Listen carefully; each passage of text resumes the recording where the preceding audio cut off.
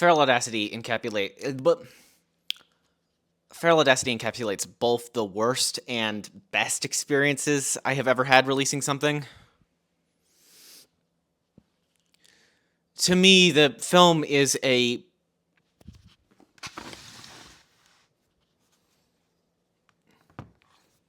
screw it. Feral Audacity encapsulates 1, 2, 3, 4, 5, 6, 7, 8, 9, 10, 11, 12, 13, 14, 15, 16, 17, 18, 19, 20. 1, 2, 3, 4, 5, 6, 7, 8, 9, 10, 11, 12, 13, 14, 15, 16, 17, 18, 19, 20. 1, 2, 3, 4, 5, 6, 7, 8, 9, 10, 11, 12, 13, 14, 15, 16, 17, 18, 19, 20. Okay. Feral Audacity encapsulates both the best and worst experiences I have had releasing something. To me, the film is this celebration of being a furry and the beauty of naive art. And for a lot of the people that watch it, they see a tension in the piece, central in the central long distance relationship that I just did not intend. And when I showed it for the first time in a physical theater and everyone there was responding to a film that I feel that I did not create, that was really weird.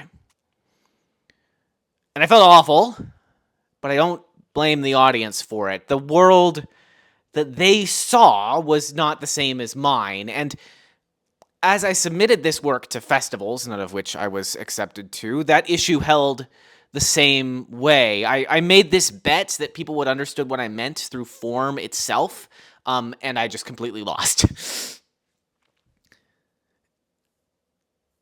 And there's this reactionary impulse you get when you lose a bet like that. An impulse that I was following when I submitted the work. I think that you can make yourself a better artist by broadening your target, by making sure that the maximum amount of people understand what you're trying to say.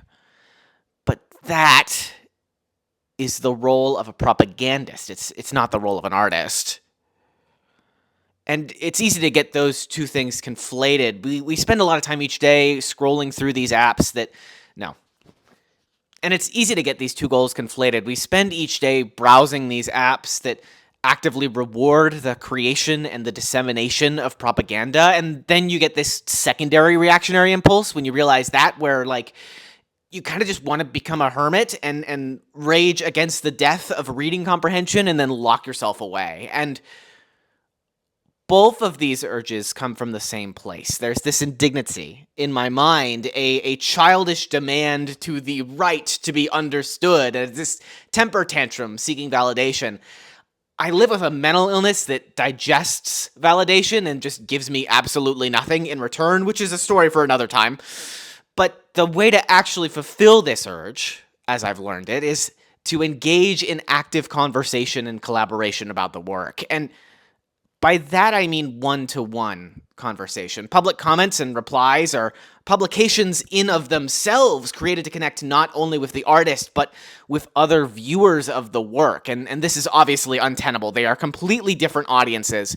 But our brains crave that intimacy anyway, so we sort of just smash them together. And as performers then, thusly, when we create and when we view, we submit these tropes and we submit these signifiers to get as close as we can to real intimacy.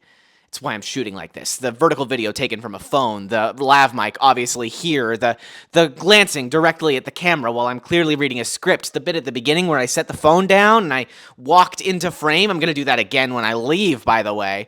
All of the text in this video written in lowercase, they are signals of vulnerability, as if acknowledging the performance somehow absolves you of it.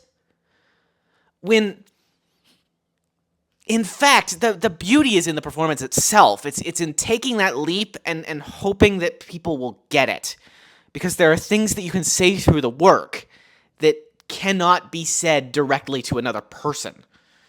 I used to think that performance was like a mask, that it's more vulnerable to just say what you're thinking directly to someone, but now I see the confidence in wearing the mask, in knowing that the audience knows that you are behind the mask, and in the process admitting that you know that you're not alone, and then the bravery of taking the mask off after the performance is done.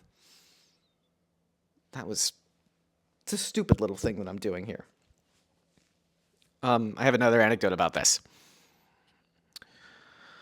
So I made this experimental film that you've never seen before called An Epilogue in college. And the very cisgender audience who saw it at the time, including myself as its creator, saw it as a trans metaphor. But now, after some therapy, a proper diagnosis, some medication, I see that film as a portrait of someone who is silently surviving an OCD crisis. The thoughts that I had when I was making that video were not legitimate. They were intrusive thoughts created by a loop in my head that should not biologically exist. And the manifestations of those thoughts as art made them real. And I think I needed them to be real so that I could kill them.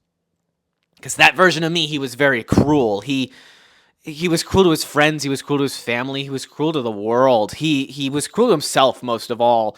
He saw a lot of the people around him as pawns, as these people who were just like trudging forward slowly towards this infinite void of a final destination. And in that fucked up like fantasy world where nothing you do or say actually matters in your fate, death is kind of a blessing. And I don't know if there was anything that I wanted more, so I gave it to everything that I actually like secretly loved.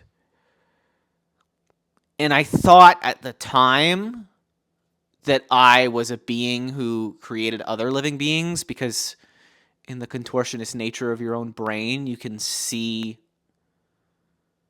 yourself, if that makes sense, as living. You can't see anything else as living, but you can sorry. In the contortionist nature of your own brain, you can see these pieces as living pieces when you create them. You can appreciate that beauty, but your worldview doesn't allow you to. So you twist yourself up. You say that these things are living until I release them into the world, at which point they just mysteriously die of natural causes, and they are forever set in stone, and nothing that I say or do will be able to change them. They become another one of those pawns. But it turns out that even after it is complete, the work is alive, and that finishing the work is in fact the starting point of the conversation and not the end of it.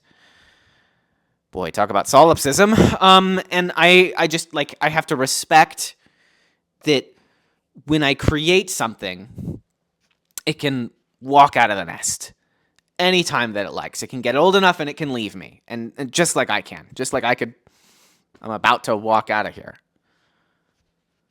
And all this other stuff,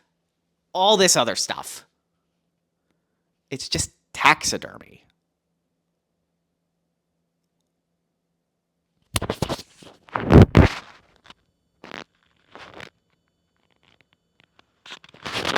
The mic won't turn off.